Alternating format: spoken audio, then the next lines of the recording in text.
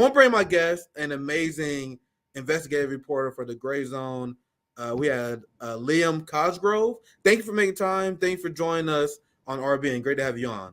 Of course, man. Thank you for having me on. I appreciate that. Yeah, absolutely. I follow the Gray Zone, and I always love the work that you guys do. I especially love the work that you've been doing recently, calling out what I deemed and I call in an oxymoronic way the NATO left.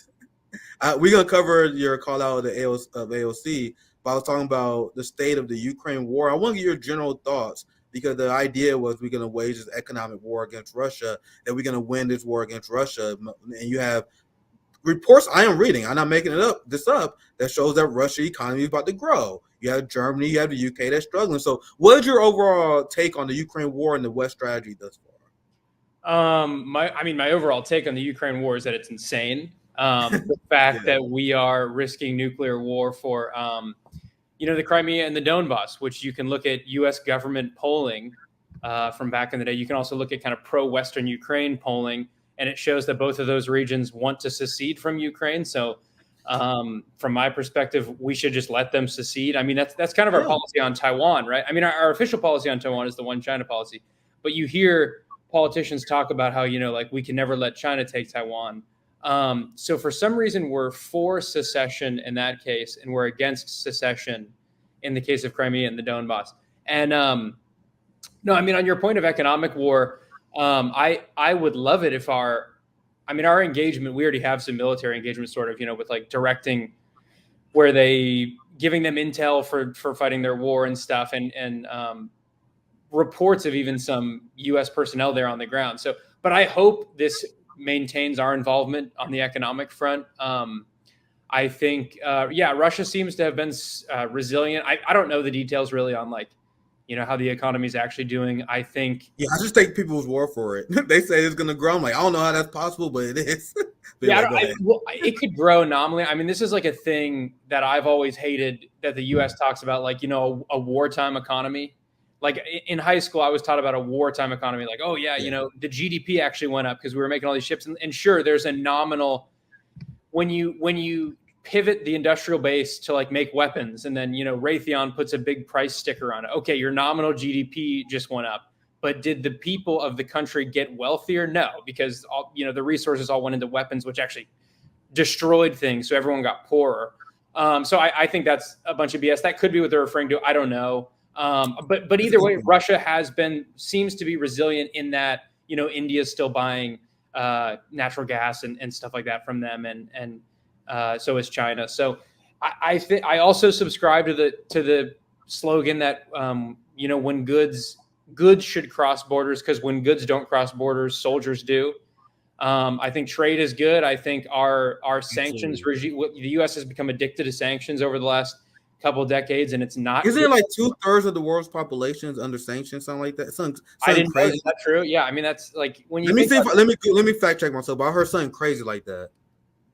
Yeah, I mean if that's true, that's wild, and it's sad to see. And 1/3. Oh, okay, 1/3. I mean that's still insanely high, and it's way too high. And you think about initially that kind of stuff can work, when the first couple times you do it. But the more and more you do it, it's almost like kind of argument and debate. If you're, which is true of a lot of these people on the left and kind of the neocon rhino types, is they refuse to talk to who they view as fringe, and they're like, oh, I would never talk to that person. I don't want to, give any credence to what they're saying. It works the first couple of times, but the more you do that, you're just isolating yourself into a smaller audience. And the U.S. here is isolating itself into a smaller pool of people who are actually willing to trade with it. It can only hurt us in the long run. I mean, we benefit from getting cheap goods from China. It's actually a pretty good deal for us, and we should not be poking the bear that provides us with so many of our goods. I mean, it's insanity. The rhetoric that's going around China. And the same could be true of Russia. I mean, the idea that we trade oil with Saudi Arabia, but for some reason it's just totally off limits for Russia. Yeah. It's as if Saudi Arabia has this great human rights track record, with what they're doing in Yemen. Yeah. It is it's so insane. And I mean, that's just what they say in public. So behind the scenes, they're thinking there's some, geopolitical strategic value for it. But that strategic value could still exist with Russia. There's no reason, we couldn't have allied with them and prevented this war in the first place. Allied with them when they offered Absolutely. to help fight ISIS and stuff like that, which is another thing. I mean, we helped create ISIS. So not that I'm pro, however the U.S. government wants to fight ISIS. I just mean there are so many ways that we could ally with these countries. And I don't know. I don't know what goes on behind the scenes that drives these animosities. I think a lot of it's kind of Cold War relics, like guys like John McCain who never got past the Cold War and just hate Russia with an animosity, this irrational animosity. That could be where it comes from. I don't know. Yeah, it's definitely deep-seated Russophobia. That's how they're able to trick, especially people who consider themselves to be like progressive liberals, into cheering for war. And what you said about trade is a great point, because when you have countries and regimes that do stuff that make me disgusted, right? Obviously, I'm still anti-war. So, what is the answer? Still in the military end? Absolutely not. Of course. Absolutely. So, and I want you, and if I would love to hear your thoughts on this as well. Because my thing is like, and it's not gonna happen because we ruled and dictated by psychopaths. But the best thing you can really do to influence a culture to respect human rights, respect the dignity of life, is to, for one, uphold those values yourself as a country. So you got to clean up your own domestic policy and lead by example. But by opening trade and open relationships, having the free movement of people between countries, normalizing each other's cultures, I think you can have influence on otherwise cultures that may be off on human rights. I think that's the answer, instead of relying on might makes right imperialism that only have the opposite effect, like the war on terror and increasing terrorism. Just for a second, Tom, I want to show you guys this. I want to show you. You have anything you want to add real quick? I couldn't have said that any better. That's totally spot on. I think about that all the time. If you really want to make China less authoritarian, keep trading with them, keep sending your diplomats over there, have the conversation. And then you also have to lead by example, because or else your statements are just hollow.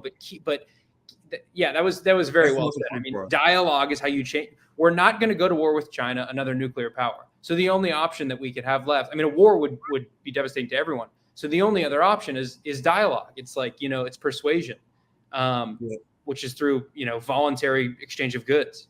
And the reason why the American people are turning against the Ukraine war, there was like a minus 30 drop compared to last February, which is devastating, especially considering the propaganda, is that we see that Maui victims are only getting $700 per household, as the United States government is paying for the salary of Ukrainian government officials. They literally subsidizing small businesses and paying for the healthcare of Ukrainian people. And they do this lockdown political theater every few months, every year or so. And they always say, well, there's going to be a government shutdown, and this is going to hurt so many poor people. Working class government employees are going to be hurt by this government shutdown. That's why we must install and implement austerity politics to prevent that from happening. So you guys see, as our government shutdown is looming, despite the fact that we are having a government shutdown, we're still going to be paying the salaries of 1,000 Ukrainians during this hypothetical government shutdown. So doesn't it show how corrupt this is? Liam, do you have any reaction to this? Yeah, I mean, no, it's wild. I literally, not even probably 30 minutes ago, I was just asking the Pentagon about this, and they kind of blew it off and said, we don't really deal with the humanitarian training, which I don't know if that's true or not. Hopefully we'll post that later on Gray Zone, and then maybe if someone knows that that's not the case, we can call them out for lying there. But it's crazy. Yeah, we're paying Ukrainian pensions. We're paying, as you mentioned, the small business loans. We're paying for seeds and fertilizers for their farmers amid a government shutdown. And it's just, we're going well beyond humanitarian aid. We're providing like SBA loans to, Ukrainian businesses. And it's the only reason they need all this help is because half their country is destroyed. And that could have been avoided had we, before the war even started, had we helped, facilitate referendums in Crimea and the Donbass, where, as I said, they want to secede. That was one of Putin's demands. That was one of Zelensky's campaign promises, was holding those referendums. We could have prevented this whole thing from happening, and we wouldn't need to be funneling a bunch of money over there. And I think the problem is, a lot of people lot of organizations are enriching themselves from these donations. They're skimming a little off the top. They're overcharging for the weapons and whatever. So it's really messed up. I mean, so they kind of blew me off at Pentagon, but that's a really good, the way you phrased it there is very good. Like, why are we still paying when our government's shutting down and when we're barely giving any money to people in Hawaii? I might try that one on some congressional representatives.